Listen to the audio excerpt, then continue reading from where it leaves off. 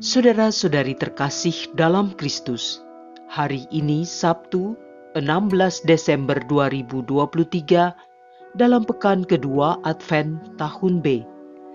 Bacaan dibawakan oleh Bernadette Reini Wayong, Mazmur dilantunkan oleh Emerinsiana Adistana, dan renungan ditulis oleh Alit Paulus. Selamat menekuni Sabda Allah. Marilah mewujudkan kebaikan bersama untuk hidup dalam damai dan sejahtera.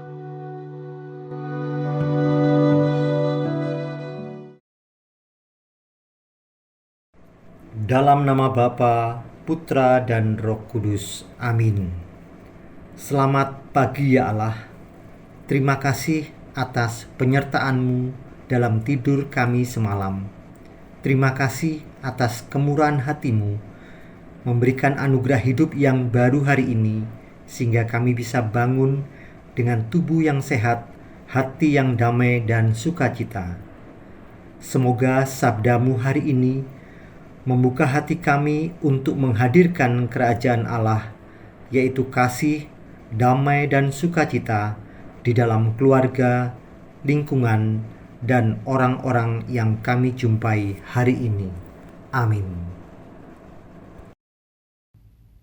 Bacaan dari Kitab Putra Sirak, bab 48, ayat 1 sampai dengan 4, dilanjutkan ayat 9 sampai dengan 11. Dahulu kala, tampilah Nabi Elia bagaikan api. Perkataannya membakar laksana obor. Dialah yang mendatangkan kelaparan atas orang Israel, dan karena geramnya, jumlah mereka dijadikannya sedikit. Atas firman Tuhan, langit dikunci olehnya, dan api diturunkannya sampai 3 kali. Betapa mulialah engkau, hai Elia, dengan segala mujizatmu. Siapa dapat memegahkan diri sama dengan dikau? Dalam olak angin berapi, engkau diangkat.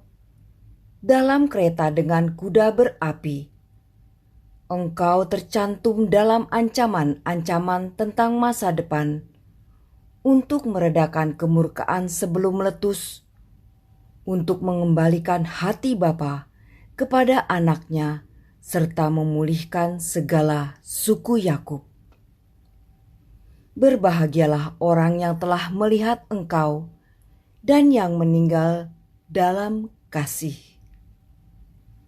Demikianlah sabda Tuhan.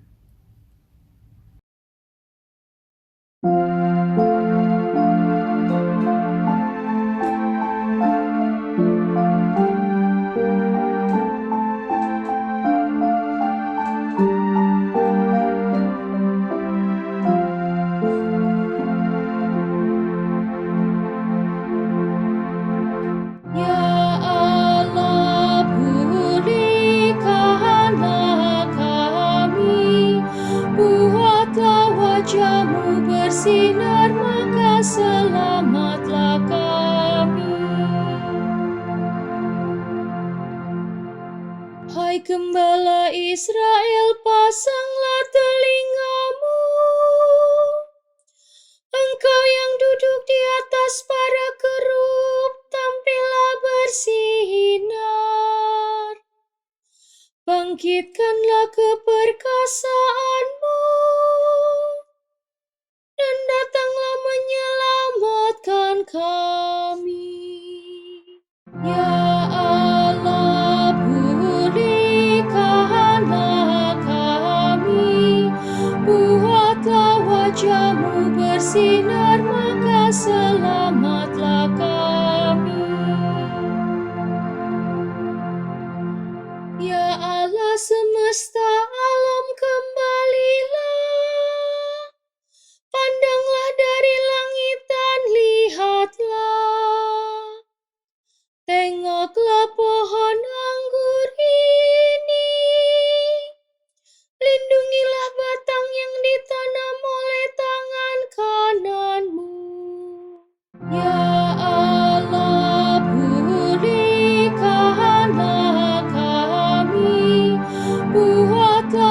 wajah-Mu bersinar, maka selamatlah kami.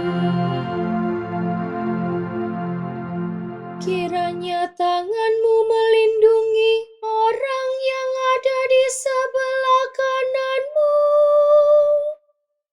anak manusia yang telah Kau teguhkan. Maka kami tidak akan menyimpang daripada-Mu. Biarlah kami hidup, maka kami akan menyerukan nama-Mu. Ya Allah, pulihkanlah kami, buatlah wajah-Mu bersinar, maka selamatlah kami.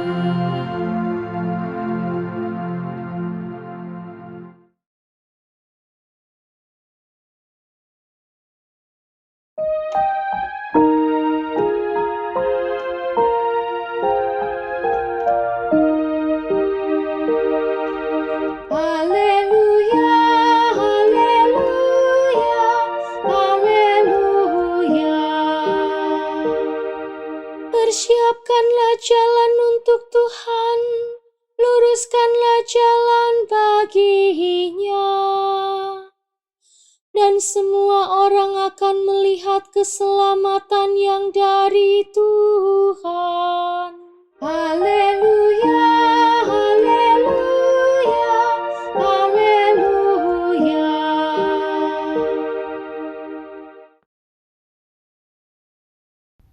Inilah Injil suci menurut Matius bab 17 ayat 10 sampai dengan 13. Ketika Yesus dan murid-muridnya turun dari gunung, para murid bertanya kepadanya, "Mengapa ahli-ahli Taurat berkata bahwa Elia harus datang dahulu?" Yesus menjawab, "Memang Elia akan datang dan memulihkan segala sesuatu. Dan aku berkata kepadamu, Elia sudah datang, tetapi orang tidak mengenal dia dan memperlakukannya menurut kehendak mereka. Demikian pula Anak Manusia akan menderita seperti mereka." Pada waktu itu, mengertilah murid-murid Yesus bahwa Ia berbicara tentang Yohanes Pembaptis. Demikianlah sabda Tuhan.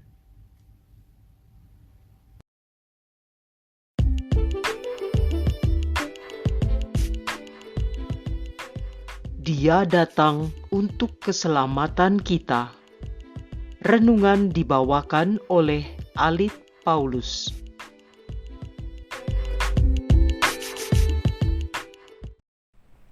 Selamat pagi Bapak, Ibu, rekan-rekan muda dan anak-anak yang terkasih dalam Tuhan kita Yesus Kristus.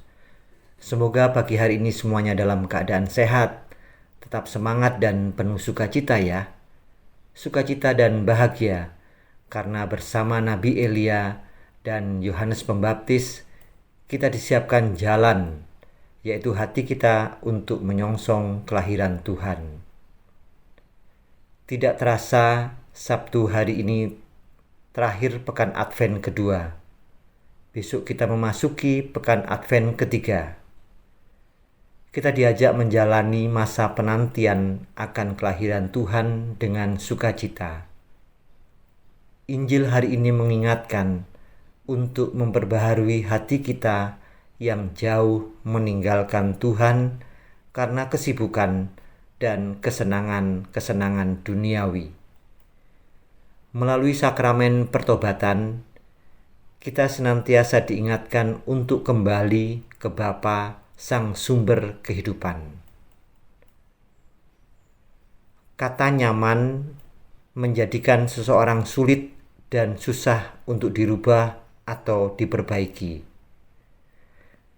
Sesuatu yang baru dan baik, seperti peraturan-peraturan atau orang baru yang akan menjadi pemimpin, tidak begitu saja mudah diterima dan dimengerti oleh banyak orang. Mereka yang sudah nyaman dengan situasi dan kondisi saat ini akan merasa terusik apabila ada orang yang akan mengadakan pembaharuan. Ternyata ada juga orang-orang yang nyaman dengan situasi dan kondisi yang buruk. Jika sudah nyaman dengan hal ini, maka sudah pasti akan menolak dengan keras jika ada yang hendak memperbaiki apa yang buruk. Kebaikan justru akan menjadi musuh terbesarnya. Kebaikan justru akan mengancam dirinya. Maka segala daya upaya akan dikerahkan supaya sang pembaharu tidak jadi mengubah hidupnya. Sebagai seorang nabi, Elia teguh menjadi wakil Tuhan untuk menyuarakan kebenaran dan keadilan. Ia tidak ragu mengkritik bobroknya kehidupan sosial pada zamannya. Ia tidak ragu mengingatkan para penguasa bahwa hidup mereka menjauh dari perintah Allah. Mereka perlu mengadakan pertobatan dan perbaikan hidup. Ia selalu membawa kabar bahwa di dalam Tuhan selalu ada pengharapan.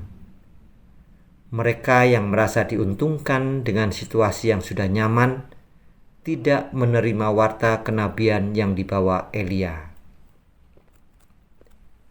Demikian juga dengan warta kenabian Yohanes Pembaptis.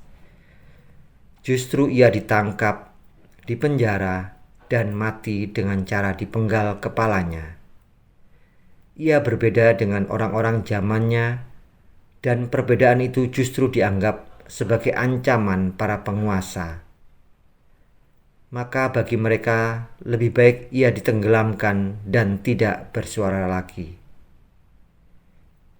Namun Yohanes Pembaptis meninggalkan warisan yang berharga bagi para pengikutnya, yakni ia menunjukkan sang anak domba kepada mereka semua. Yohanes Pembaptis membawa harapan keselamatan Allah. Refleksi bagi kita, apakah kita berani menjadi seperti Nabi Elia dan Yohanes Pembaptis yang terus dan tidak bosan menyuarakan kebenaran, keadilan, dan membawa warta kenabian? Risiko yang sudah hampir pasti kita terima adalah kita dianggap aneh, dimusuhi, dikucilkan, bahkan dianiaya. Namun demikian, kita tetap layak bahwa di dalam Tuhan selalu ada harapan akan kebaharuan. Dunia lama akan diubah ke dalam dunia baru. Hidup kita yang lama kita tinggalkan dan masuk dalam hidup baru di dalam Tuhan. Marilah berdoa. Ya Tuhan, ajarilah kami untuk berani menjadi nabi cinta kasih dan pelayan perdamaian di zaman ini. Bantulah kami agar tidak takut membawa kebenaran dan keadilan di dalam hidup kami. Semoga kami mampu menjadi pewarta sabda-Mu yang membawa harapan, keselamatan, dan sukacita bagi banyak orang. Berkat Tuhan selalu beserta kita dan keluarga. Amin. Dalam nama Bapa, Putra, dan Roh Kudus. Amin.